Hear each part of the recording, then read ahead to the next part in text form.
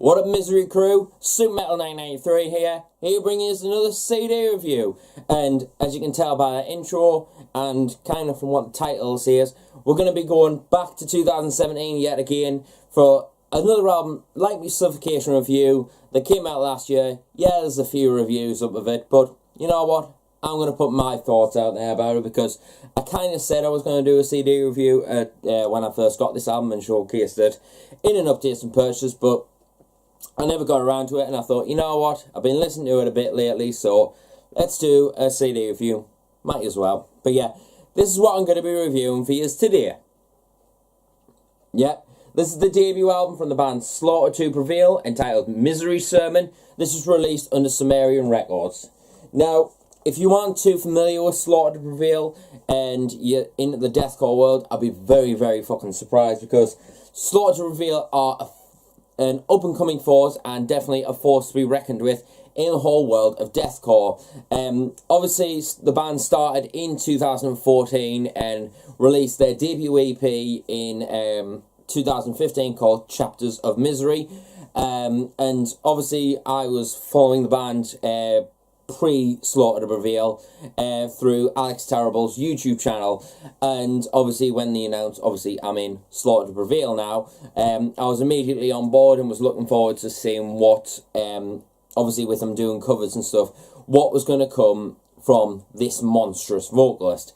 And obviously then Slaughter to Prevail was born with obviously Alex taking vocal duties, and then you got Jack Simmons on guitar from the UK, and also Anton Podyachi, I'm sorry, I'm shit at pronunciation, on drums from Russia. So you got two Russian guys and a British guy creating some ridiculously heavy deathcore. And that EP, from the minute I listened to it, I was in love with it. I absolutely adore that EP.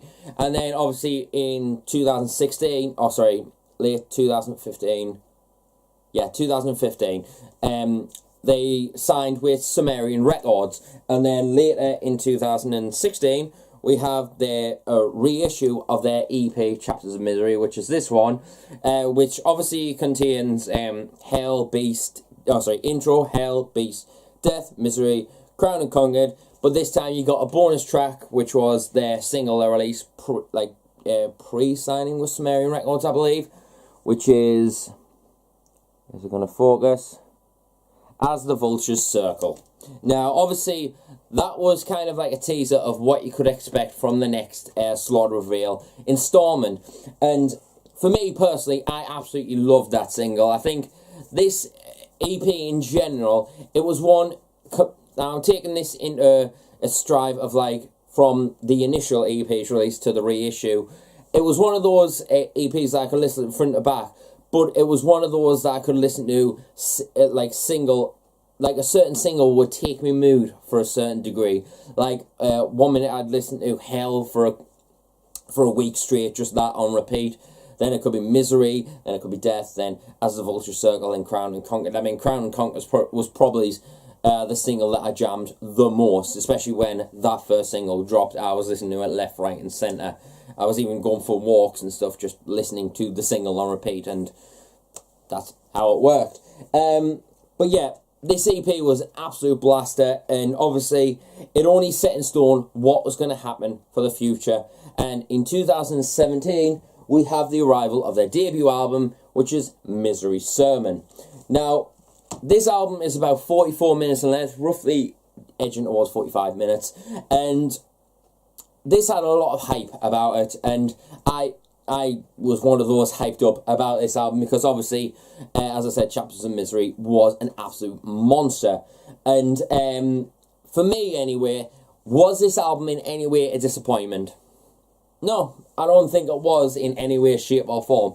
This is one of the most pummeling, dark, as if blackened sort of styled deathcore releases that you'll have heard in 2017, or you will have heard from 2017, should we just say. It takes on a bit of a kind of Thy Art Is Murder kind of hate kind of vibe. It's not exactly, like as I said, a blackened deathcore sort of style. It's more, the riffs are very dark, and the atmospheres that are created definitely have a bit of a blackened death metal, deathcore kind of influence in there. Definitely, I'd say if you're a fan of Hate, you'll find something to like about this album.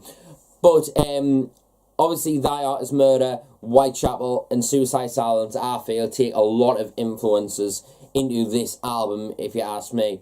With obviously the whole crushing tones that are on this album, the thickness of the whole production value just makes it that more crushing, because especially if you've got a vocalist armed, or an armed vocalist like Alex Terrible behind a project like Sword of Prevail, you need a thick production and something that's going to crush and devour all in sight. And this album definitely executes that with a lot of hatred, a lot of angriness, and just pure hatred. There's no other way. It's definitely one of those albums that you definitely feel the misery just irking and oozing out of this album, to say the least. That's the way you've got to listen to this album. Is it's not an album that you can just sit on to chill back to. This is an album that's gonna rip your face off from the get-go. And listening to this from Misery Sermon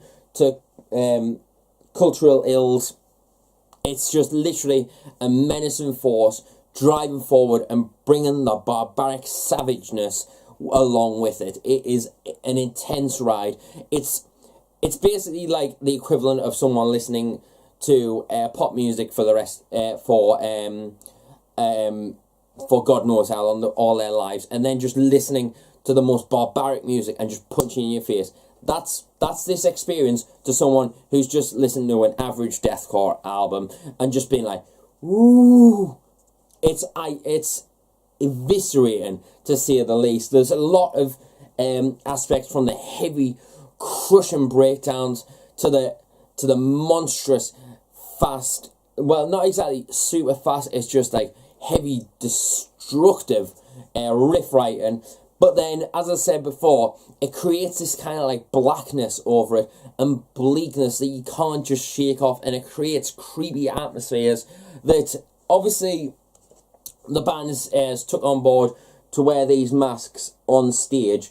And in my opinion, I thought it was a little bit of an unusual take to go for. Obviously, the masked sort of thing everyone kind of associates with the likes of Slipknot and Mushroomhead, but to add it to a deathcore kind of band, I think it really fucking works and makes them a standout from the crowd. And I think this kind of cover art definitely encapsulates what this is doing to you when you're listening to this album. So you're listening to this for the first time and you just take a random picture, that's probably what you fucking look like.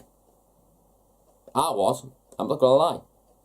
But I'd have to say that this album definitely is one of the most crushing releases from 2017's deathcore circuit. It was one of those that maybe to an extent hype kind of killed it for me, because that's one thing that kills an album for me. And I know it's pathetic, I know, but a hype can kill an album for me personally. And this one was one of those that I felt suffered a little bit from it, and I was kind of digressing away from it. But every time I come back to listen to it, I found something new to like about it. But it's still, every time I listen to it, a menacing release. It's still not quite up there with the likes of the top albums that I did, but I still think that this album was definitely something that was worth the hype. I've kind of come to terms with it, you could say.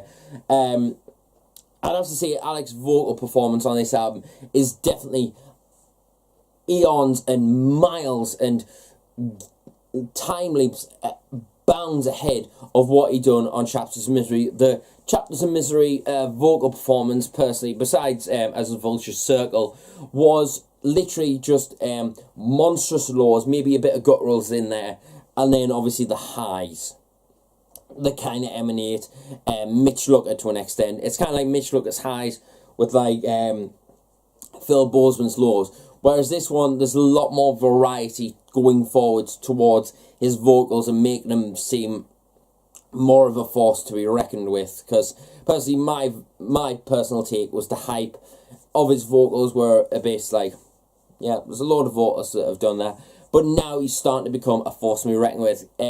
Taking on board a lot more variation. He's always pitching a lot more. His highs are still there and crushing and just torturous highs. but his lows are just monstrous low, and you've never heard anything so low monstrous in all your life. He's up there with the likes of Phil Borsman, if you ask me, and loads of people who agree. Leave a like down below if you think Alex Terrible is up there as being one of the best vocalists in deathcore at the moment. Obviously, I put him up there with in terms of like the lesser known vocalists. I put him up there, push him up there with the likes of Ben Durr from Shadow of Intent, for example, which we'll talk about that band in another video. But yeah, I definitely think his vocal performance, he started to add a bit more mids as well and shouts, especially on the song, what's it, Field Hope, that's kind of a weird song on this album, but that just shows a bit more variety in his voice that he started to entail and take on board, which I think adds a lot more variety to this album, if you ask me. There was one thing that did put us off this album a little bit, and I think as well, is some of the titles are a little bit kind of stereotypical kind of deathcore, and stereotypical deathcore like 666, Born to Die, The Helen Man, and King, for example. There's a couple of generic titles in there, but the album isn't generic as anything. I think it definitely is up there with the likes of Holy War and what's the name of the album? The latest Die Art is Murder. Definitely put it up there with those. If you're a fan of those two albums, you'll definitely find something to appreciate about this album in particular. And definitely all The Cleansing by Suicide Silence is definitely up there. And I'd definitely say what's the album? A New Era of Corruption by Whitechapel definitely falls into that category. Musically, I'd have to say. It's definitely one of the most crushing and heavy deathcore albums of 2017. One aspect I would like to talk about, and this is one thing I found really interesting, and it's not something that I knew at the time, but something that I've discovered recently when I got back from my trip, was when I was looking at the lyric book.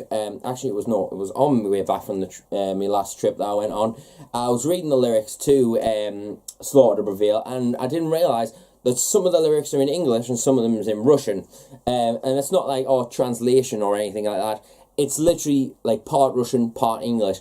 And I think that really is a great testament to this band and shows the variety that it can work with both sides of it. And I think it definitely crosses both audiences. It'll find something for Russians to understand and English people to understand. It'll make, obviously, you just check out like the languages and just work with it, you know. I think it definitely works personally for the album in a lot of favours and stuff like that. I think it's very interesting that they did that, and Sumerian Records, for agreeing with it, is obviously an awesome job as well. Particular favourite songs of mine would be Chronic Slaughter is definitely one of my favourites, by the way. Any songs that they've released so far, I'll link down below. Chronic Slaughter, King, Field Hope has started to grow on me, even though it's a weird track. I definitely think it's definitely grown on me. Born to Die, 666, the crush and breakdown at the end of Cultural Ills is definitely something to outgo the album. After it finishes and it goes into complete silence, and you're literally sitting there in awe, just listening to just that build up, and then it's just pounding you right in the fucking face. That's just how it is. But yeah, Misery Sermon, I'd have to say, is an absolutely monstrous, devastating album. Crushing guitar tones, pummeling drums, and obviously one of the most incredible deathcore vocal performances of 2017, if you ask me. Yeah, it might have made me top albums, but I didn't give it as much appreciation as I could have. But I have to say, for an overall score on this album, I'm going to give this a solid 8 out of 10. I think it's a great, great album, and I cannot wait for what follows up for Slaughter to Prevail next up. Whether it's this year, 2018, or we'll get a new album in 2019, we'll see what happens. But I've ordered a new long sleeve of the band, because I've already got a hoodie somewhere, which I can't remember where. Oh, it's on my door. But yeah, definitely an 8 out of 10 for me. It's definitely something that you need to hear if you're into deathcore. It's definitely going to be one of those albums, I feel personally, that's going to go into the history books as one of the leading lights in deathcore and one of the most memorable debut albums of the deathcore world. It'll be up there with the likes of The Cleansing and Somatic Defilement. Trust me. I think so. But yeah, this is a great album to listen to. Make sure you check it out if you're into deathcore. Definitely Thy Art Is Murder, Suicide Sounds, and Whitechapel. I know, big names, but that's how it is. But yeah, make sure you check out Misery Sermon by Slaughter Prevail, released under Sumerian Records in 2017. I'll see you until the next video, and remember, stay metal, and I'll see you later.